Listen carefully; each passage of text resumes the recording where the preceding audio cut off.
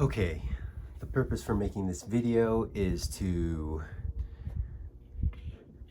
those who are wondering if they can buy one Safariland holster for a Glock 17 and a Glock 19, both with the streamlight tlr1 weapon light on the gun. If one holster will work for both. Spoiler alert, yes, with some caveats. So this is the Safariland 6378-832-131 holster. Okay, so for a Glock 17 with the TLR1, Surefire X200, and all these other things. Now this is a holster that originally came with the ALS paddle, or sorry, the paddle. It is an ALS holster, but came with a paddle attachment, not the QLS fork. I bought this locally here at Tempe, Arizona, or in Tempe, Arizona, at a store called Universal Police Supply. So this holster, let's see if the price is still on it. $58.95 is what I paid for this holster. The same holster with the QLS fork, I believe, was on Amazon, and even at that store was pushing 120 bucks.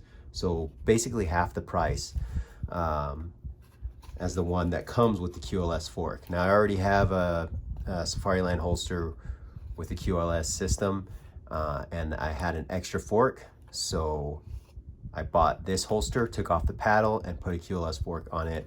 Works great.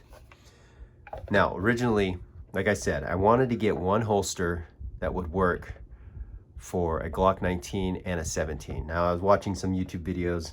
I think it was the Musa store, if I'm pronouncing that right, I can't remember. He did a video on whether it would fit or not. Now, right off the bat, Glock 19, Gen 3 Glock 19, fits. Locks, not a ton of playment, a little bit of up and down, but ALS works, great. Gen 5, Glock 17, TLR1 HL, same thing. Nice and tight, not as much up and down play. ALS still works, functions flawlessly. Again, 19, there is a little bit of play. Okay, so the reason why the 19, there is a little bit of play. These holsters, there's these two plugs here. So there's the plug for the light, which a lot of people suggest taking out. I'll explain why I haven't in this one in a second. And then this piece right here. Now this piece has a little, dowel protruding that interfaces with the barrel, and this is what stops the weapon from being over inserted. With a Glock 19, obviously this is a little bit shorter than a 17, so the barrel's shorter and it's not going to engage with this piece. So what I did, and what I saw, again, I think it was the Musa store, I can't remember exactly what channel it was, but I put some rubber foam in the end cap here, a couple layers, and you can see that the light now interfaces and prevents it from being over inserted.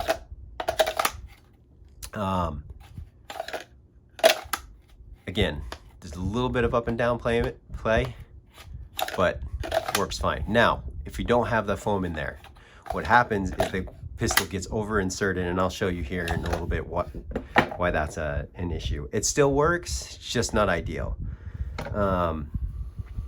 So here, let me point out one other thing first real quick. So again, this is for Glock 17 with the TLR1 pistol light.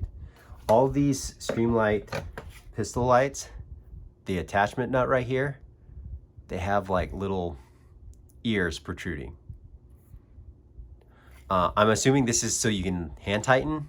I don't know why that you would do that. I don't hand tighten any of my lights. I use a screwdriver, flathead, or a coin, a nickel or dime, something to tighten down this. So I'm not hand tightening it, and it's not going to be that loose enough for me to take off by hand. These ears, however, again, Comes in and out fine, but they kept rubbing on the holster right here at this point. I don't know if I'm going to be able to get it in camera or not, but in, and when I would come out right there, they would rub. Now this typically, I mean, it bothered me, but it bothered me because this piece right here is used, I believe, to keep the pistol from moving side to side. I think, I'm not sure, that's what it looks like to me. And I have worn this one down before I did a modification, almost paper thin.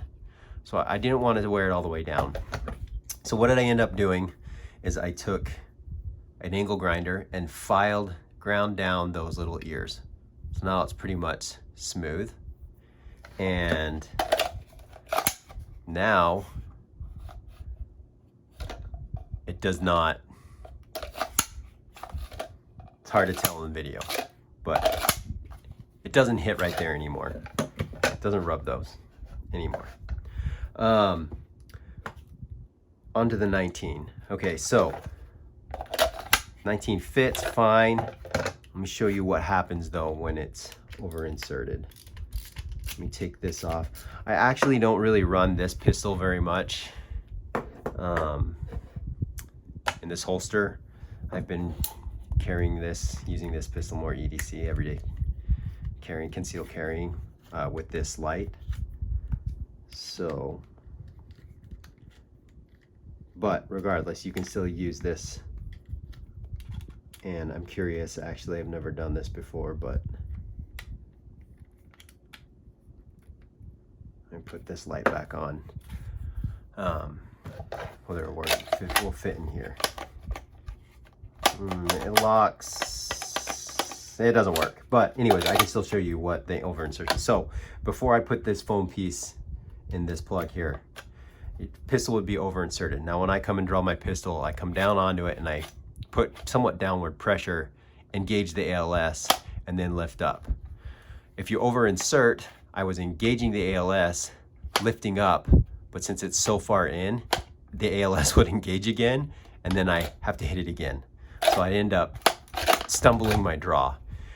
Wasn't a huge deal, just was kind of a pain in the butt, so I realized that it was getting over inserted. Again, put some of that rubber foam down in there. Now the pistol doesn't go all the way in. But like I said, I don't really use this. I just use the Glock 17 with this holster anyways now. So this is my concealed carry. I can though, and if you wanted to know if you could get a holster for both, you can. You just have to do a little bit of modification with the tlr1. I don't know. So this is for a Surefire tlr1 and a Surefire X200. I don't know what the one with the Surefire X300. I would assume it would be similar, but I'm not sure exactly. But I'm sure that the tlr1 would fit in a holster made for X300. The X300 lights are, I feel like they're considerable a bit longer. So I'm sure you could still do the same thing. And in fact, again, reference that video I watched them. I think that that's what they did, is they put some rubber, a rubber insert to keep it from overextending. There's also a company, and I can't remember the name. If I can find it, I'll put it in the description. There's a company that is starting to make this piece and making them different sizes. So one thicker, so that for this exact purpose, you could just put that insert in and then use this with a Glock 19. Again, I can't remember the name of the guy who's doing that. I don't even know if he has done it yet. I just stumbled upon it on Instagram. I'll put his name in the description below. All right, well, I hope that answers any questions.